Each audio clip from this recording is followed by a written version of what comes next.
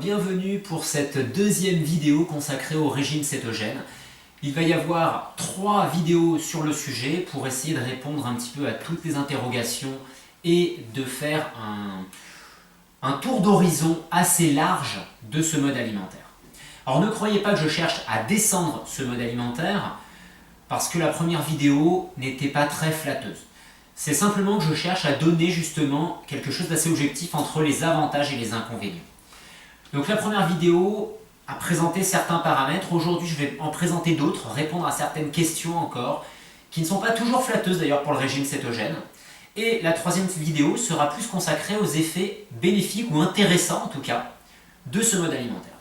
Aujourd'hui, nous allons voir 3 points pour répondre à des questions justement par rapport à ce régime. Alors le premier, c'est le fait que l'homme serait adapté à ce mode alimentaire, spécifiquement adapté parce que l'alimentation du nourrisson, le lait maternel, serait un régime cétogène. Alors c'est entièrement faux, on peut lire cette affirmation sur internet, certaines personnes me l'ont rapporté, c'est entièrement faux, il n'y a qu'à regarder la composition des deux pour se rendre compte que ça n'a rien à voir. Le régime cétogène, c'est 75% minimum de l'apport calorique sous forme de gras. Ça peut monter jusqu'à 90%. Le reste étant essentiellement fourni par des protéines et en toute petite quantité par des glucides. Les glucides représentent moins de 5 à 10% normalement de l'apport alimentaire. De l'autre côté, le lait maternel. Le lait maternel, c'est environ 85-87% d'eau. 6% de glucides, 4% de lipides, sachant que ça peut être beaucoup moins, voire ou beaucoup plus, selon l'âge de l'enfant, le moment de la tétée, le moment de la journée, l'état pondéral de la maman et de nombreux autres facteurs. Et 1% de protéines. Alors vous voyez déjà, si on parle en termes de protéines, on est entre, allez, on va dire 8 et 20 fois moins de protéines dans le lait que dans le régime cétogène. On va avoir dans le lait maternel en termes caloriques un peu plus de 50% de gras et un peu plus de 40% de glucides. Donc ça, ce n'est pas un régime cétogène, puisque le corps va fonctionner d'abord sur les glucides et ensuite utiliser d'autres choses. À savoir que dans une période de forte croissance, comme l'est le nourrisson, les graisses vont lui servir également à se construire, puisque toutes les cellules sont composées de matières grasses. La membrane des cellules, elle est composée de graisse. Donc l'alimentation de l'enfant, pour se construire, a besoin de beaucoup de graisse. C'est tout à fait normal. Donc ça, c'est la première chose qui montre déjà qu'on n'est pas dans un régime cétogène chez l'enfant. Deuxième chose, c'est que l'enfant, il va manger, il va réclamer à manger lorsqu'il a faim.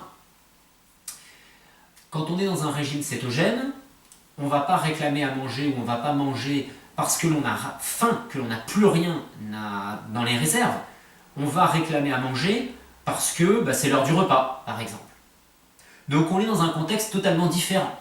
Donc si on veut dire que le régime cétogène peut être cohérent avec l'alimentation du nourrisson, ça veut dire qu'il ne faut pas forcément manger aux heures ponctuelles des repas. On mange quand on a faim. Il peut y avoir 3 heures comme 15 heures entre 2 repas.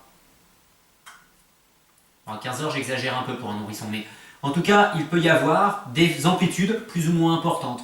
Ce qui finalement est rarement le cas parce que nous sommes conditionnés par notre mode de vie. Mais toujours est-il qu'en termes nutritifs, l'alimentation du nourrisson n'a rien à voir avec le régime cétogène, puisque le nourrisson va vivre une bonne partie de sa vie, de sa période de nourrisson, sur des glucides, ce qui n'est pas le cas du régime cétogène. Ensuite, le deuxième point que nous allons voir, c'est le fait que l'homme serait adapté au régime cétogène parce que l'alimentation ancestrale, l'alimentation dite paléolithique de l'homme des cavernes, était cétogène. Alors encore une fois, c'est faux. C'est faux parce que on sait que l'homme des cavernes, puisqu'on aime bien quand on parle de l'homme préhistorique parler de l'homme des cavernes, l'homme qui vivait ailleurs sur la planète, on s'en fout, c'est l'homme des cavernes qui nous intéresse, c'est-à-dire l'homme qui vivait principalement en Europe. Mais au-delà de cet aspect que je trouve toujours assez marrant, c'est-à-dire qu'on se focalise sur une petite portion de l'humanité, c'est de voir quand même que quand on regarde le mode alimentaire qu'avaient les hommes préhistoriques, lors de la période glaciaire, sauf ceux qui vivaient très très proche de la calotte glaciaire, qui à certains moments est descendue jusqu'en Allemagne, l'homme consommait à peu près 70 à 80% de son alimentation sous forme de végétaux et 20 à 30% sous forme de produits animaux. Ce qui montre bien qu'à cette période-là, comme il ne consommait ni céréales, ni produits laitiers, ni légumineuses, ni pommes de terre, qu'il consommait énormément de végétaux, donc fruits et légumes. Et pour faire un apport de 75% à peu près de légumes, je peux vous dire qu'il va falloir vous gaver. L'homme n'étant pas une vache, il va consommer aussi des fruits. Donc, il est évident qu'il va avoir beaucoup plus de glucides dans son alimentation et pas autant de matières grasses qu'on le prétend. C'est simplement un constat. On ne peut pas avoir avec des glucides parce qu'il va consommer des racines, il consomme ce qu'il trouve. Donc il va consommer des noix, bien évidemment, il va consommer des racines, il va consommer des feuilles, mais il va consommer aussi des fruits. Alors des baies, bien sûr, mais diverses sortes de fruits. Donc il est évident que l'homme préhistorique consommait beaucoup plus de fruits et donc beaucoup plus de glucides que ce que l'on met dans le régime cétogène. De plus, si on veut aller plus loin, il faudrait savoir quand même que l'homme préhistorique ne mangeait pas 3 fois par jour aux horaires de repas. Il pouvait manger 3-4 fois dans la journée s'il trouvait à manger, mais il y a des moments où il n'a rien mangé de la journée ou presque rien. Il allait récolter quelques baies, manger quelques feuilles, manger quelques insectes, et c'est tout. Et le lendemain, peut-être manger une charogne, ou avec chance, attraper une proie qui allait beaucoup plus le nourrir. Mais c'était très aléatoire, donc il allait osciller entre les prises alimentaires des fois importantes et les phases de jeûne. Et lorsqu'il était en jeûne, il est en phase cétogène, en métabolisme cétogène. Mais ce n'est pas un régime cétogène.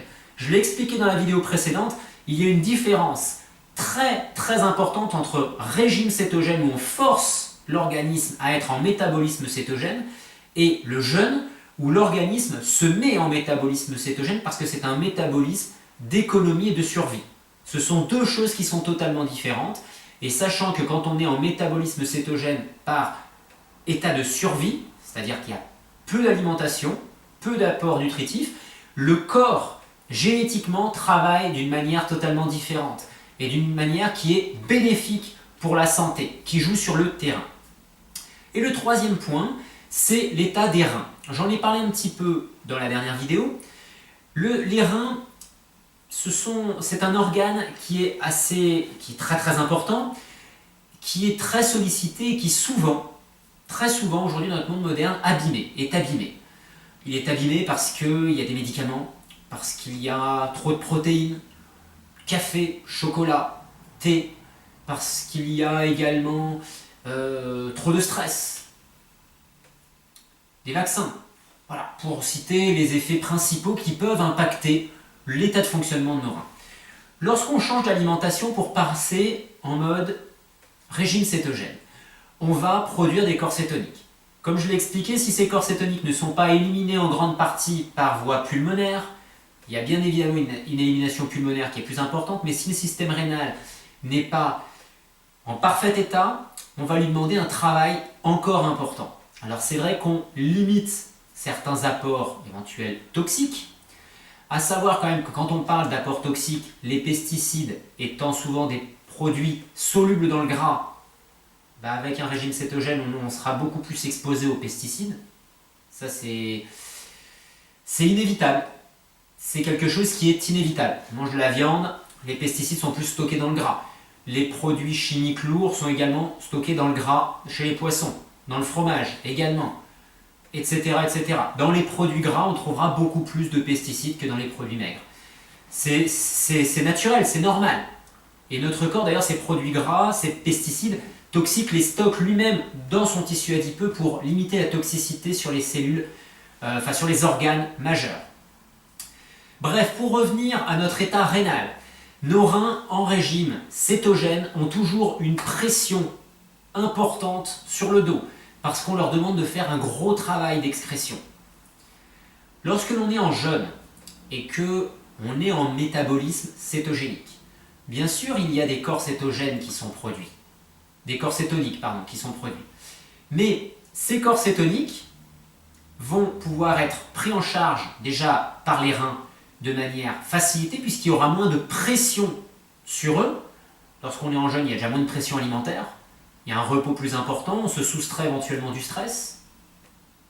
Donc on va permettre d'alléger quand même ce travail-là, ce qui permet au système rénal, au-delà d'éliminer plus de toxiques, c'est surtout de se réparer. Et ça, c'est ça qui est très important, c'est la grosse différence entre le régime cétogène et le jeûne. Le régime cétogène ne permet pas aux reins de se réparer, alors que le jeûne permet aux reins de se réparer. C'est une différence très importante. Ensuite, pendant le jeûne, il faut savoir que la pression des corps cétoniques sur les reins n'est pas si importante que ça, puisque la voie pulmonaire en prend en charge une bonne partie.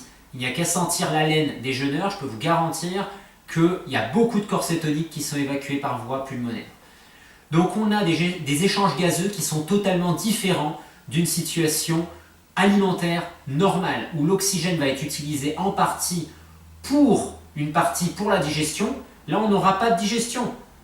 Donc l'oxygène, les échanges gazeux vont être utilisés pour d'autres choses en jeûne. Donc je le dis, je le répète, le régime cétogène ce n'est pas du jeûne. Ce sont deux choses distinctes. L'un permet de supprimer, de masquer un symptôme. L'autre permet de rénover le terrain. C'est un petit peu comme si je comparais le fait que vous ayez envie de faire une réparation chez vous, sur un mur, et que d'un côté vous mettez un cache-misère devant, qui va faire que c'est propre, et de l'autre côté vous faites une réparation en profondeur, c'est-à-dire vous cassez ce qui n'était pas bien, et vous refaites tout un enduit pour que le mur y soit vraiment à neuf. La différence, elle est là entre les deux. Voilà, j'espère que ça vous aura un petit peu plus éclairé sur le régime cétogène, et je le répète, je ne cherche pas à descendre ce mode alimentaire, simplement le remettre à sa place. Et nous verrons dans la prochaine vidéo donc les intérêts et les bénéfices que peuvent apporter sur l'organisme quand même ce mode alimentaire. N'hésitez pas à partager vos impressions, vos commentaires, à vous abonner.